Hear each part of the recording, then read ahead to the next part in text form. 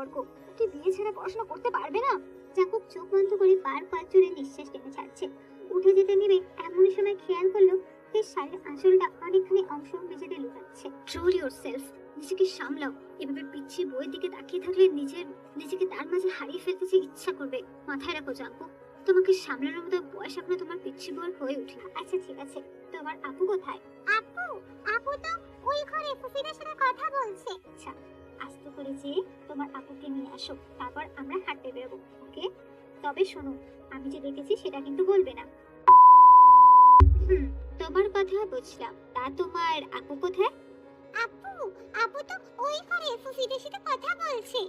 Jungkook একটুখানি নুইয়ে ফিসফিস করে বলে, ঠিক আছে, আস্তে করে যে তোমার আপুকে নিয়ে এসো, তারপর আমরা একসাথে হাঁটতে বের হবো। তবে আমি যে আপুকে ডেকেছি সেটা কিন্তু বললে চলবে না। জেনি মাথা নেড়ে বলল, আচ্ছা ঠিক আছে। ঠিক আছে, আমি বাইরে দাঁড়িয়ে অপেক্ষা করছি।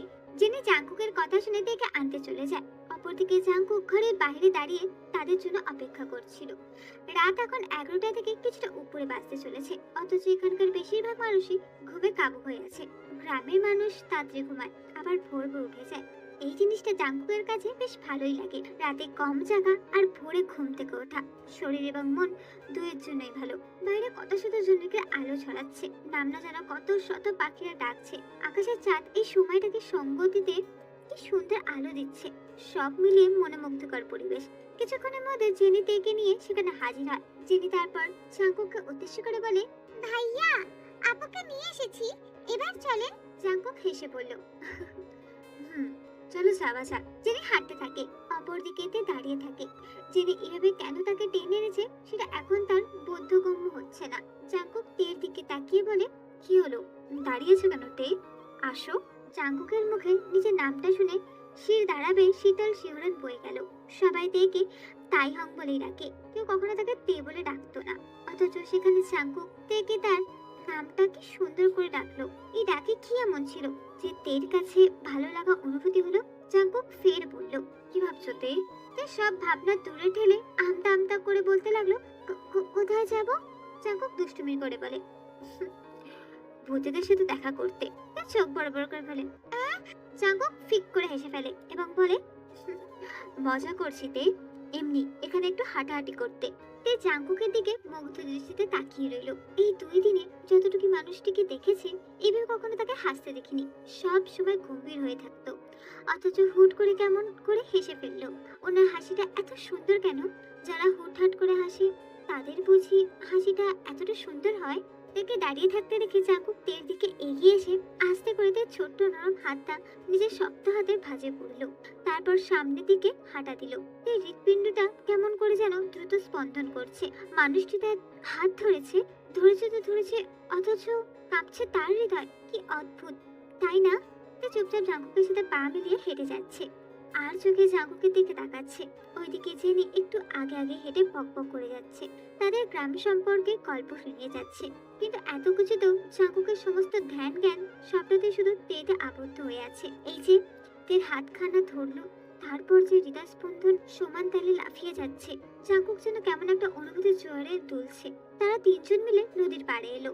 থোকা থোকা জোনাকির পোকা উড়ে উড়ে আলো ছড়াচ্ছে, নদীর শীতল হাওয়া শরীরে ছুঁয়ে যাচ্ছে। সব মিলিয়ে দারুণ পরিবেশ। জাঙ্কুক জেনির সাথে গল্প করছে, ওইদিকে তে আর চোখে জাঙ্কুককে দেখছে।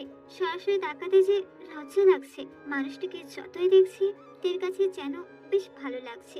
মানুষটা অতটাও গম্ভীর নয় যতটা তে ভেবেছিল। তেকে যেন মানুষটা আজ বাড়ি বাড়ি মুগ্ধ করে দিচ্ছে।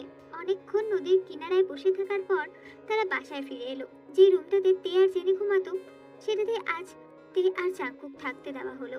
জাঙ্কুক ঘুমিয়ে পড়লো। তে গতকাল রাতের মতোই জাঙ্কুকের আঙুল দুটি নিজের মুঠোয় পড়লো। তবে পরক্ষণে আস্তে করে জাঙ্কুকের হাত আলগোছে নিজের হাতের ভাঁজে মিলিয়ে দিয়ে তবেই ঘুমালো। অথচ আজকেও জাঙ্কুক ঠিকই টের পেল তেজে তার হাতটা ধরে নিশ্চিন্তে ঘুমের রাজ্যে পাড়ি দিয়েছে। জাঙ্কুক ফোঁস করে শ্বাস ফেলে তের ঘুমন্ত মুখের দিকে তাকিয়ে বলল, আমাকে তোমার অভ্যাস করো না মায়াবিনী কন্যা, নয়তো আমাকে ছাড়া তোমার দিনগুলো বিবরণ হয়ে যাবে।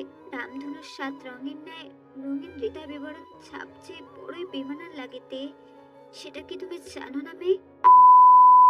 পরের দিন সকালে ফেরার কথা থাকলেও জাঙ্কুক আর তের ফিরতে ফিরতে বিকেল গড়ালো। কেননা তের বাবা, চাচা, ফুফারা সকাল সকাল মেয়ে জামাইকে বিদায় দিতে নারাজ। সবার জোরাজোরিতে দুপুরে ভোজন সেরে একটু জিরিয়ে তারা দুজন রওনা দিল। সময়টা এখন সন্ধ্যা। জাঙ্কুক রুমে বসে জরুরি কাজ করছে। অপরদিকে তে তার শাশুড়ির রুমে শাশুড়ির সাথে বসে গল্প করছে। আর এম সাহেব মহল্লার দোকানে গিয়েছেন। সেখানে প্রতি সন্ধ্যায় ওনার বয়সীদের সাথে আড্ডার আসর বসান। আড্ডার মূল আলোচনা থাকে দেশের পরিস্থিতি, রাজনীতি ইত্যাদি। তেদের বাসা থেকে ফেরার পর থেকে তের মনটা কেমন যেন আঁধড়ে ছেয়ে আছে। সবাই ভাবছে বাবা, বোন বা ফুফিদেরকে ছেড়ে এসেছে, তাই তের মনটা হয়তো খারাপ। আসলে কি তাই? একদমই না। জাঙ্কুক আগামীকাল ভোরেই চলে যাবে। বোধ করি সেই জন্যই তের মনটা খারাপ। সেটাও সে মুখে প্রকাশ করতে পারছে না। লোকটার সাথে পূর্বে কোনোদিনও পরিচয় ছিল না, তাদের মধ্যে তেমন সম্পর্কও গড়ে ওঠেনি। অথচ দুই দিনের লোকটা তের মনটা কেমন চুরি করে নিল। আশ্চর্য, তাই না? সন্ধ্যায় নাস্তা সেরে চা হাতে নিয়ে জিন বেগম তার বৌমাকে নিয়ে গল্প করতে বসলেন। জিন বেগমের পাশে তে বসে আছে। জিন বেগম চায়ের চুমুক দিতে দিতে বললেন, জানিস তো দেমা, আমার না মেয়ের অনেক শখ ছিল। জাঙ্কুক হওয়ার কয়েক বছর পর কিছু সমস্যার জন্য আর গর্ভধারণ করতে পারিনি। ডাক্তার জানান আমি মা হওয়ার ক্ষমতা হারিয়ে ফেলেছি। মাঝে মাঝে জানিস মন খারাপ হতো। এটা ভেবে আমার তো মেয়ের শখ পূর্ণ হলো না। তখন তো শ্বশুরাপুর বলতো কি জানিস, ছেলেটাকে ভালোভাবে মানুষ করো, একদিন ছেলের বউ এসে তোমার মেয়ের শখ পূরণ করবে। জিন, সেই থেকে সবসময় ভাবতাম আমি আমার ছেলের বউকে নিজের মেয়ের মতো করে আগলে রাখবো, তার একটা মা হয়ে উঠবো। তে মনোযোগী শ্রোতার ন্যায় কথাগুলি শুনলো। জিন বলল, তো মা, এবার তোমার কথা বলো। শুনলাম তো তুমি নাকি পড়াশোনায় অনেক ভালো, আর পড়াশোনা করতে নাকি অনেক ইচ্ছুক। রেজাল্ট বের হলে এখানে একটা ভালো কলেজে তোমাকে ভর্তি করে দেবো। আচ্ছা তে, একটা কথা বলো তো, তোমার স্বপ্ন কি মা? পড়াশোনা শেষ করে কি হতে চাও তুমি? তে নরম গলায় বলল, একজন আদর্শবাদী শিক্ষিকা হতে চাই। এটা আমার মায়ের স্বপ্ন। আমার মা সবসময় বলতেন যে তে, আমি চাই তুই শিক্ষিকা হোস, ছেলে মেয়েদের আদর্শ শিক্ষায় গড়ে তুলিস। সেই থেকে আমার স্বপ্ন মা, যে আমি একজন ভালো আদর্শবাদী শিক্ষিকা হব। জিন বেগম চায়ের কাপের শেষে চুমুক বসিয়ে বললেন, তোমার মা কি করে মারা গেছিল তে? মাথা নিচু করে বলল, ক্যান্সারে। আমার তখন 11 বছর বয়স। মাকে এই মরণ ব্যাধি রোগে ধরে বসে আছে, তখন সেসব জানতাম না গো। এই রোগ কি কি বৃত্তান্ত। মা প্রায় সময় আমাকে বুকে জড়িয়ে কাঁদতেন। আমাকে সবসময় বলতেন, তে, ভালো করে পড়াশোনা করবি, নিজের নাম করে তুলবি, কারোর সাথে উঁচু বাক্যে কথা বলবি না। কেউ যদি তোকে একটু কটু কথা বলে, তুই চুপ করে সেখান থেকে প্রস্থান নিবি। তবু মুখে মুখে তর্ক করবি না, যাতে কেউ কোনোদিনও তোর মায়ের শিক্ষা নিয়ে আঙুল তুলতে না পারে। নিজের এমনভাবে গড়ে তুলবি যেন মাকে ছাড়া দিব্যি বেঁচে থাকতে পারিস। জানেন তো আম্মা, আমি না তখন মায়ের এত কষ্ট বুঝতে পারতাম না। বুঝতে পারতাম না কেন মা আমাকে এসব বলে। মা ছাড়া আমি থাকতে পারবো নাকি? এও আবার সম্ভব? মা যখন বলতেন মাকে ছাড়া থাকা শিখতে, তখন আমি মাকে শক্ত করে জড়িয়ে রাখতাম। মনে হতো যেন এই মাকে ছেড়ে দিলে মা হয়তো পালিয়ে যাবে। যেদিন চাচির থেকে মায়ের রোগের সম্পর্কে জানতে পারলাম, সাথে আরো জানলাম এই রোগ হলে নাকি মানুষ বাঁচতে পারে না, সেদিন মাকে জড়িয়ে ধরে কি কান্না কেঁদেছি, হাও মাও করে কেঁদেছি। মা হারানোর যন্ত্রণায় যেন তড়পে তড়পে কেঁদেছি। মা সেদিন আমার মাথায় হাত বুলিয়ে দিয়ে নিশ্চুপ চোখের পানি ফেলছিল। এরপর থেকে একটা মুহূর্তের জন্য মায়ের কাছে ছাড়তাম না, যেন ছেড়ে দিলেই মা আমাকে ফাঁকি দিয়ে চলে যাবে। স্কুল অব্দি যেতে পারতাম না। মা জোর করে স্কুলে পাঠাতেন, বলতেন কোথাও যাব না। অথচ ঠিকই আমাকে ফাঁকি দিলেন। যেদিন মা মারা গেলেন, তার আগের দিন রাতে মাকে নিয়ে আমি একটা বেশ বাজে স্বপ্ন দেখেছিলাম। তারপরের দিন আমি স্কুল যেতে নারাজ, কান্না করে শুরু করে দিয়েছি। মা আমাকে সেদিন অভয় দিয়ে বললেন, আমি স্কুল থেকে ফিরে এলে মাকে দেখতে পাবো, মাকে জড়িয়ে ধরতে পারবো। মা পরম যত্নে আমার মাথায় হাত বুলিয়ে দিবেন। আর আমি যদি স্কুল না যাই, তবে তবে মা আমার সাথে আর কখনো কথা বলবেন না। সেই ভয় সেদিন আমি স্কুলে যাই, কিন্তু মা তো আমার সাথে কথা কইল না। বাসায় ফিরে মাকে জড়িয়ে দিলাম ঠিকই, মা তো আমার মাথায় হাত বুলিয়ে দিল না। মা বলেছিল স্কুলে না গেলে আমার সাথে কথা বলবে না, কিন্তু আমি তো স্কুলে গিয়েছিলাম। তাহলে কেন কেন মা আমার সাথে আর কথা বললো না? কেন? কেন? মা মা বলে চিৎকার করে ডেকে মা আমার সাড়া দিল না। মা কেন সাদা কাফনে কাপড়ে নিজেকে আবদ্ধ করে আমাকে তার থেকে ছিঁড়ে দূরে সরিয়ে দিলেন? কেন? কেন এটা করলো? কথাগুলো বলতে বলতে তে ডুকরে কেঁদে উঠলো। অপরদিকে স্ত্রীর কথাগুলি শুনে জিন বেগমের চোখ ছলছল করে উঠলো। জিন বেগম তেকে নিজের বুকে পরম মমতায় জড়িয়ে নিলেন। জিন বেগমের বুকে ঠাই পেতে তে হাউমাউ করে কান্না করে দিল। জিন বেগম পরম যত্নে তের মাথায় হাত বুলিয়ে দিতে দিতে বললেন, কাঁদিস না তে মা, কাঁদিস না। নামাজ পড়ে মায়ের জন্য শুধু দোয়া করতে থাকবি, যেন আল্লাহ তোর মায়ের জান্নাতে উচ্চ মাকাম দান করেন। এভাবে কাঁদলে যে তোর মা কষ্ট পাবে তে। এই যে দেখ, তোর আরেকটা মার বুকে মাথা রেখেছিস। এই দেখ, তোর আরেকটা মা তোর মাথায় হাত বুলিয়ে দিচ্ছে। আজ থেকে আমি তোর মা, তোকে মায়ের মতো করে আগলে রাখবো আমি তে, মনে রাখবি। তোর এই মা তোর মায়ের মতোই স্নেহের চাদরে তাকে আঁকছে রাখবে। তোর কান্না যেন থামছেই না। জিন বেগম তোর বুকে থেকে মাথা তুলে চোখের পানি মুছে দিতে দিতে বলে, দেখো মেয়ের কাণ্ড, কাঁদতে কাঁদতে চোখ নাক লাল করে ফেলেছে। তোর এই অবস্থা যদি আমার ছেলে দেখে, তবে দেখিস কতগুলি বকা খাস তুই। তখন কিন্তু আবার আমার কাছে বিচার ঠুকতে আসিস না যেন। ওই ছেলের বিচার করতে গেলে উল্টে ছেলেই আমাকে শাসন করে ঘরে পাঠিয়ে দেবে। তোকে বাঁচানোর মতো কিন্তু কেউ থাকবে না।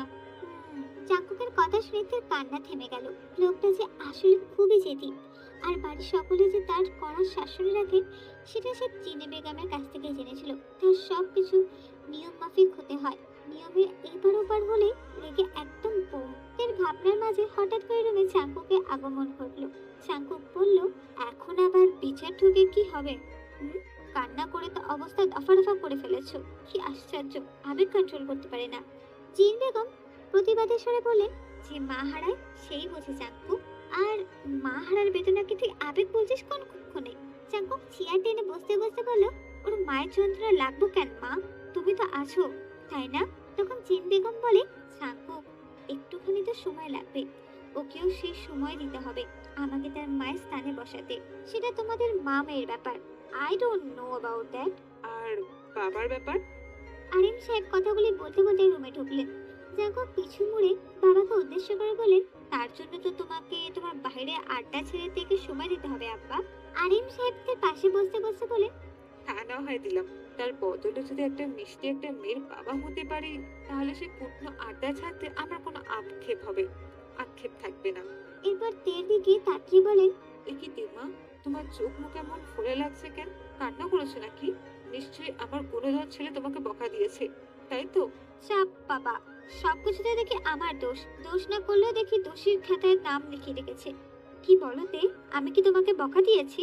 তে লজ্জার চোখ নামিয়ে মুখ গলায় এনে ঠেকালো। জাঙ্কুকের কথা জবাবে মাথা দুই দিকে না সম্মতি দিল। এই বাড়িতে দেখছি তার কান্না করা যেন নিষিদ্ধ ঘোষণা করে দেওয়া হবে। সত্যি ভাগ্য করেতে এমন বাবা মা স্বরূপ শ্বশুর শাশুড়ি পেয়েছে। স্বামীটাও মন্দ নয়, সেটা ভেবে তে ঠোঁট চেপে মুচকি একটা হাসি দিল। রাত তখন 12টা। 10টার দিকে খাওয়া দাওয়া শেষ করে কেয়া জাঙ্কুক ঘুমাতে এসে গিয়েছে। সে তখন থেকে এপাশ ওপাশ করছে, কিন্তু চোখে তার ঘুম ধরা দিচ্ছে না। পাশে ফিরে জাঙ্কুকের দিকে পলকহীন তাকিয়ে রইল তে। জাঙ্কুক শটানে শুয়ে আছে। তের কেন জানি না খুব কান্না পাচ্ছে। চোখটা যেন কেমন ছলছল করে উঠছে। আগামীকাল থেকে তো আর এই লোকটা বিছানায় পাবে না, সে লোকটাকে দেখবে না। এই যে গত 2 রাতে লোকটা হাত মুঠো করে ঘুমিয়েছে, আগামী রাতে কি করে ঘুমাবে সে? সেসব ভেবে তার কেমন একটা কোমর ভাব ধরে আসছে। এমন সময় পুরুষের কমকমে কণ্ঠ শুনতে পেল তে। কি ব্যাপার তে, না ঘুমিয়ে আমার দিকে এভাবে তাকিয়ে কি দেখছো? তে কিছুটা থতমত খেয়ে গেল। চাঙ্কুকের চোখ তখনও বন্ধ। তাহলে সে কি করে দেখেছি? এই লোকটা কি ডানিভাবে সব জায়গায় চোখ আছে নাকি? চাঙ্কুক চোখ খুলে তের দিকে তাকালো। তাতে তে কিছুটা অপ্রস্তুত হয়ে গেল। চাঙ্কুক ভ্রু উঁচু করে বলল, কি হলো? বললে না যে? কি দেখছো? তে তোতলিয়ে বলল, কই, কিছু না তো। তুমি কি বলতে চাইছো তে? তার মানে আমি ভুল দেখেছি? তে করুণ চোখে চাঙ্কুকের দিকে তাকিয়ে বলে, না, মানে মানে কি? তে দৃষ্টিটা দেয়ালের দিকে করে রাখলো। সত্যি লোকটা কতটা দুষ্টু দেখিয়েছে যখন, তাহলে ঘটা করে জিজ্ঞেস করছে কেন তেকে? তেকে কেন লজ্জা দিচ্ছে? চাঙ্কুক ফের বলল, কি হলো? আমার দিকে তাকাও তে। তে আস্তে আস্তে করে চাকুকের দিকে তাকায়। ঘুমাচ্ছে না বুঝি? হুম? তে তুই দেখে মাথা নাড়লো, যার অর্থ হচ্ছে ঘুম আসছে না। বাহিরে হাঁটতে যাবে তে? এত রাতে? জাঙ্কুক উঠে বসলো। হুম, চলো বাগানে যাবো আমরা। তে পরনে শাড়িটা ঠিক করে বিছানা থেকে নামলো। অতঃপর জাঙ্কুকের পিছু পিছু যেতে লাগলো। জাঙ্কুক বাগানে এসে থেমেছে, বাগানে বেঞ্চিতে বসলো। তে পাশে দাঁড়িয়ে রইলো, জাঙ্কুক থেকে ইশারা করে বসার জন্য। তে দূরত্ব রেখে জাঙ্কুকের পাশে বসলো। তে কাছে এসে বসো। তে কিছুটা দূরত্ব কমিয়ে বসলো। বাকিটা দূরত্ব জাঙ্কুক নিজেই কমিয়ে দিল। জাঙ্কুকে এতটা কাছাকাছি আসাতে তে প্রাণ পাখিটা যেন উড়ে যাবার উপক্রম হয়েছে। জাঙ্কুকের পুরুষের গন্ধ তে যেন মাতাল হয়ে যাচ্ছে। তাতে যেন তার হৃৎপিণ্ড থমকে যাচ্ছে। নিজেকে বহু কষ্টে সামনে নিলতে। তবে জাঙ্কুকের পরের কথাটুকু শুনে নিজেকে সামলানো কষ্ট হয়ে গেল তের জন্য। জাঙ্কুক একটু গম্ভীর গলায় বললেন, তে আমি কি তোমাকে একটা কিস করতে পারি? হুট করে জাঙ্কুকের এমন কথা শুনে যেন তার নিঃশ্বাস নিতে ভুলে গিয়েছে। তার সারা শরীরে যেন অসাড় হয়ে এসেছে। জাঙ্কুক ফেরে বলল, চিন্তা করো না তে, শুধু একটা কিসই করব, যদি পারমিশন দাও তবে। তে পরম যত্নে চোখ বন্ধ করে নিল। আসার পূর্বে তার চাচি বারবার বলে দিয়েছে, স্বামীর আবদার যেন না ফেলে, স্বামী যা বলবে সেটা যেন অক্ষরে অক্ষরে পালন করে। এমনকি কাছে আসতে চাইলে যেন বাধা না দেয়, নয়তো পুরুষ মানুষ অসন্তুষ্ট প্রকাশ করবে। তে চোখ বন্ধ করে মাথা উপর নিচ করে বুঝলো সে সম্মতি দিয়েছে। জাঙ্কুকদের সম্মতি পেতে জাঙ্কুক তার দুই হাত দিয়ে টেকে নিজের কাছে টেনে এনে নিজের আধা জোরে বাড়িয়ে দিয়ে তার কপালে ঠোঁটে স্পর্শ রেখে দিল। এই প্রথম ছোঁয়াতে তার পুরো পৃথিবী যেন তুলে গেল। এই কেমন অনুভূতি! তার বুক সমান তালে ধর ধর ধর ধর করছে। জাঙ্কুকদের এই অবস্থাতে বুঝতে পেরে বলল, আমি আগামীকাল চলে যাবো তে। কর্মস্থলে যে আমি হয়তো তোমাকে তেমন একটা সময় দিতে পারবো না। কাজের চাপে পড়ে গেলে দিন দুনিয়া সবে ভুলে বসি। ফোনেও হয়তো তেমন কথা বলতে পারবো না। তোমার কিছু প্রয়োজন হলে কিংবা কোনো সমস্যা হলে মাকে জানাবে, কোনো সংকোচ করবে না। ঠিক আছে? তে মাথা কাত করে বোঝালো, ঠিক আছে। জাঙ্কুক ফের বলল, ঠিকমতো খাওয়া দাওয়া করবে কিন্তু তে। তে এবারও মাথা কাত করে সম্মতি দিল। জাঙ্কুক গলাটা একটু গম্ভীর করে বলল, চলো তাহলে ঘরে যাওয়া যাক। বাইরে ঠান্ডা বাতাস বইছে, ঠান্ডা লেগে যাবে। চলো তে। তে উঠলো, পা বাড়াতে নিলেই জাঙ্কুক বলল, তে শোনো। তে দাঁড়ালো, মাথা ঘুরিয়ে জাঙ্কুককে শুধালো, জি বলুন। জাঙ্কুক তে চোখের দিকে তাকিয়ে বলে, আমার সামনে সবসময় এমনটা শাড়ি পরেই থাকবে। শাড়িতে তোমাকে বেশ মিষ্টি দেখতে লাগে কিন্তু তে। আমি আমার তেকে সবসময় শাড়ির মাঝে দেখতে চাই। কথাটা শুনে যেন তোর লজ্জায় মাটিতে মিশে যেতে ইচ্ছা করছে। জাঙ্কুকের বলা শেষ কথাটি তের কানে বারবার বাজতে থাকে। থেকে এক আকাশ লজ্জা এসে যেন তাদের চাদর দিয়ে ঢেকে দিয়েছে। লজ্জায় আর একটু জাঙ্কুকের সামনে দাঁড়িয়ে থাকতে পারলো না তে। দৌড়ে বাসায় ঢুকে গেল। তের প্রস্থান দেখে জাঙ্কুক ঠোঁট কামড়ে হাসলো। জাঙ্কুক নিজের পরিবর্তন দেখে নিজে অবাক হয়ে গিয়েছে। যে জাঙ্কুক কিনা তের মতো একটা ছোট্ট মেয়েকে বিয়ে করতে নারাজ ছিল, আজ সেই জাঙ্কুক কিনা এই মেয়েটার সংস্পর্শে এসে মেয়েটির মাঝে নিজেকে হারিয়ে ফেলছে। জাঙ্কুক বিড়বিড় করে আউড়ে উঠলো, সপ্তদশী কিশোরী তুমি তে, তুমি কি জাদু জানো? না হলে কেন আমার মতো নিরাপত্তা পুরুষ তোমার সংস্পর্শে এলে অপ্রত্যাশিত আবেগে ভেসে যায়? স্বল্পভাষী আমি, যার শব্দ ছিল মাপা, সে কেন তোমার সান্নিধ্য পেয়েতে বয়ে যায় অজস্র অনর্গলের কথায়? বলো তো, এই কেমন মায়া জড়িয়েছ তুমি আমাকে তে?